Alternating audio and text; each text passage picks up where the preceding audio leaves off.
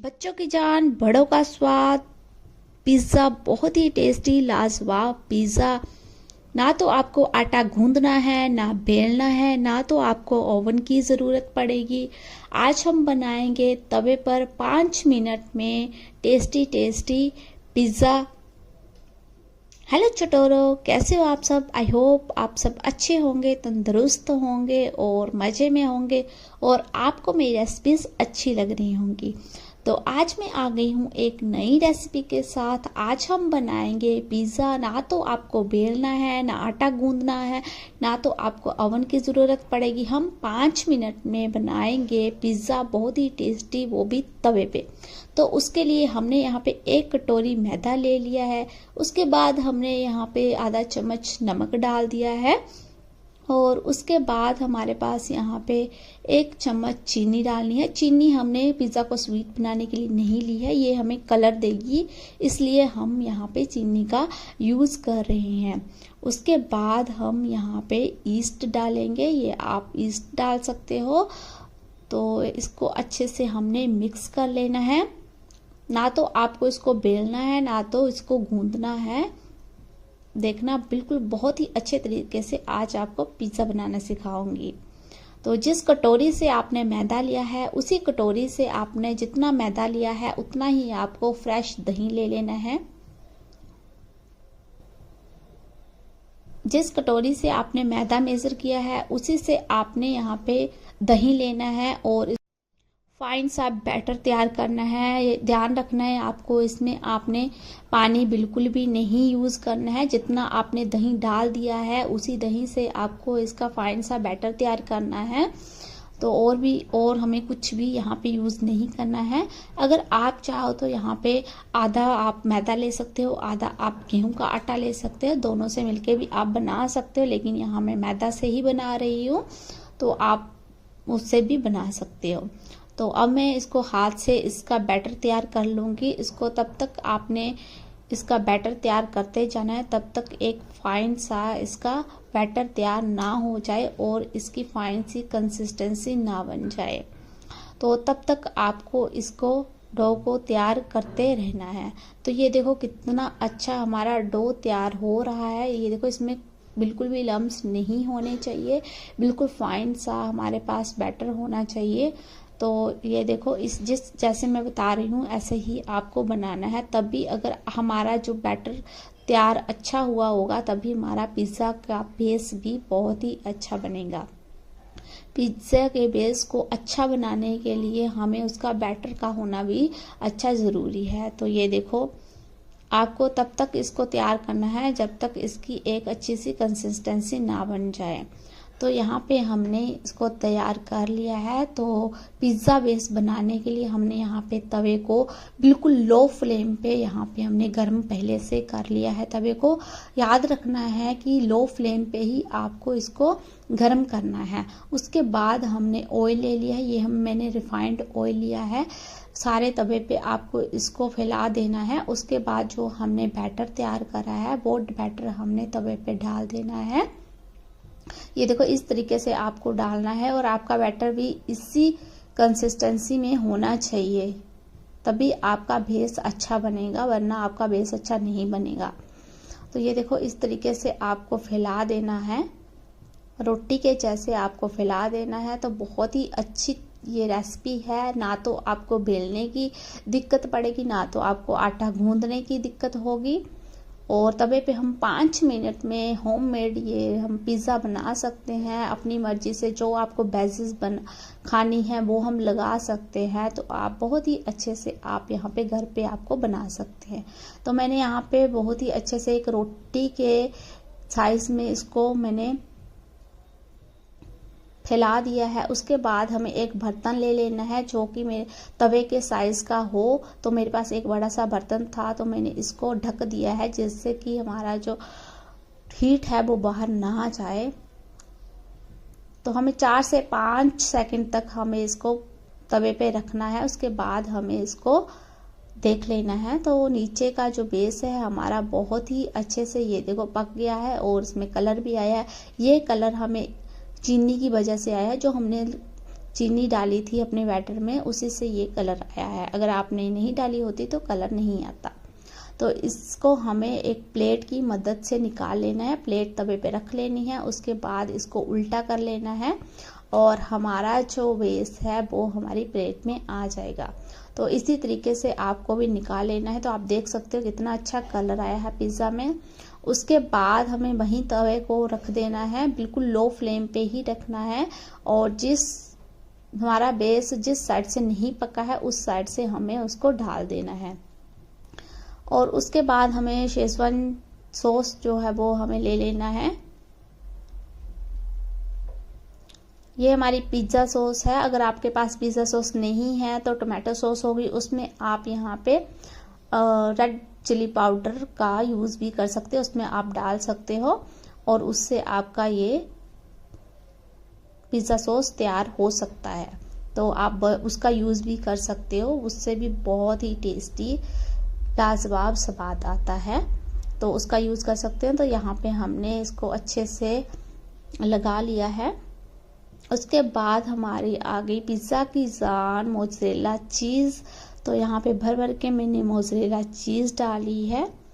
ये देखो, अगर आपके पास प्रोसेस चीज़ हो तो प्रोसेस चीज़ का भी यूज़ कर सकते हो, वो इलास्टिसिटी के लिए बहुत अच्छी रहती है, तो उसका यूज़ भी आप कर सकते हैं। थोड़ी सी आप इसके ऊपर प्रोसेस चीज़ का भी यूज़ कर सकते हैं, लेकिन मैं यहाँ पे नहीं कर रही हूँ, मैं यहाँ पे मोज़रेला चीज़ ही यूज़ कर रही हूँ। आप चाहो तो कर सकते हो, वो इलास्टिसिटी के लिए टेस्टी होती है। बहुत ही इजी ट्रिक है ये हमारी, बिना आटा गूंदे हुए, बिना बेले हुए।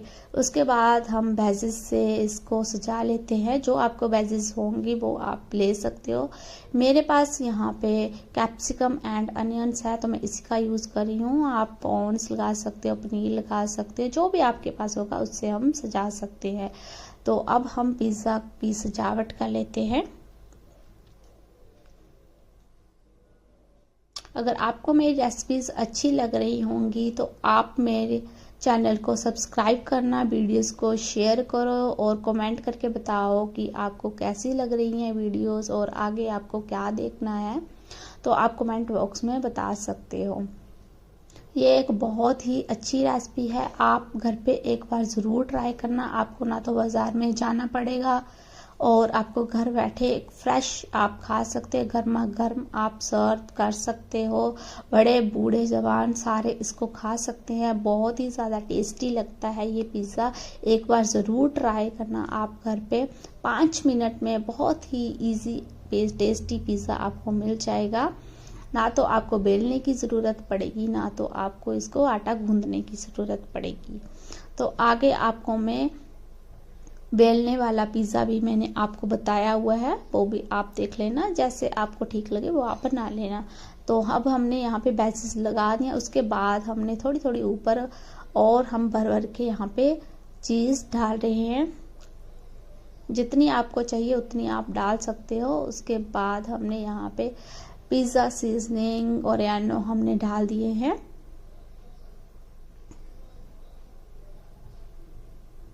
आप चाहो तो यहाँ पे नमक का यूज़ भी कर सकते हैं, लेकिन चीज़ में भी नमक है और हमने चटनी में भी नमक डाला है, तो चाहो तो आप ऊपर से इसमें स्प्रिंकल कर सकते हो, नमक भी डाल सकते हो। तो मैंने भी थोड़ा सा डाला है, अगर आप चाहो, आपकी अपनी चॉइस है, अगर आपने ज़्यादा खाते हो तो आप डाल सकते हो।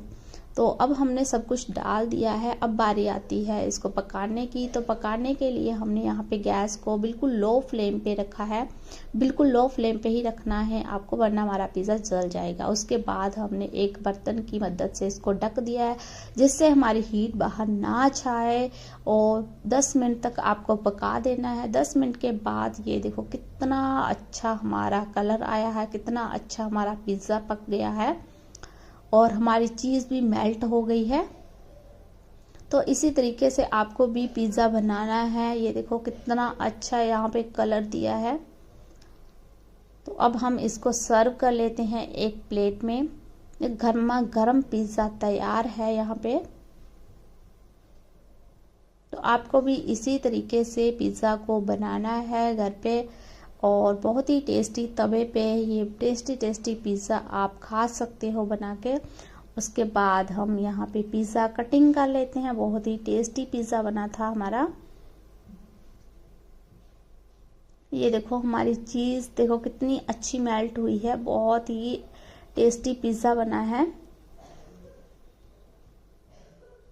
तो आप भी ज़रूर ट्राई करना पिज़्ज़ा। अगर आपको ये वाली रेसिपी अच्छी लगी हो तो ज़रूर लाइक शेयर कमेंट ज़रूर करना और पिज़्ज़ा को एंजॉय करना, और आप भी बनाना और मुझे बताना कि ये पिज़्ज़ा कैसा बना था। आइए अब हम बना लेते हैं रोटी वाला पिज़्ज़ा। तो जो मैंने बैटर तैयार करा था उसमें मैंने गेहूं का आटा डाल लिया है, पानी बिल्कुल भी नहीं डालना है। तो जितना गेहूं का आटा डलता है उतना आप डाल लो और यहाँ पे अच्छे से इसको गूंद लो। जितनी आपको ज़रूरत होगी आटे की उतना ही आटा आपको डालना है उसी बैटर में, और आपको एक डो तैयार कर लेना है। देखो अच्छे से इसको मसल के आपको गूंथना है। अभी ये टूट रहा है तो अभी हमें और गूंथना है, और उसके साथ हमें ऑयल डालना है। ये रिफाइंड ऑयल है, आप चाहो तो यहाँ पे बटर भी डाल सकते हो। उसके बाद आपको अच्छे से इसको मसल के गूंदना है, जिससे कि हमारा आटा टूटे ना, इसमें इलास्टिसिटी आए। ये देखो इस तरीके से ही गूंदना है आपको।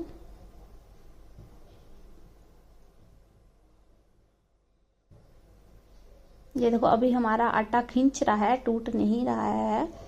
तो यहाँ पे मैंने थोड़ा सा गेहूं का आटा डाल लिया है, और अब हम यहाँ पे एक रोटी बेल लेंगे। आप चाहो तो हाथ की मदद से बेल सकते हो या आप बेलन की मदद से भी बेल सकते हो। तो मैंने यहाँ पे बेलन की मदद से एक रोटी तैयार कर ली है। ना तो ज़्यादा मोटा रखना है आपको, ना तो ज़्यादा पतला रखना है, मीडियम सा ही आपको इसका साइज रखना है। अगर आप ज़्यादा मोटा रखोगे तो ये पकेगा नहीं, और पतला रखोगे तो वो थोड़ा सा सिकुड़ जाएगा, जो कि खाने में अच्छा नहीं लगेगा। उसके बाद हमने एक फोक की मदद से इसमें होल कर दिए हैं, जिससे कि हमारी रोटी फूले ना।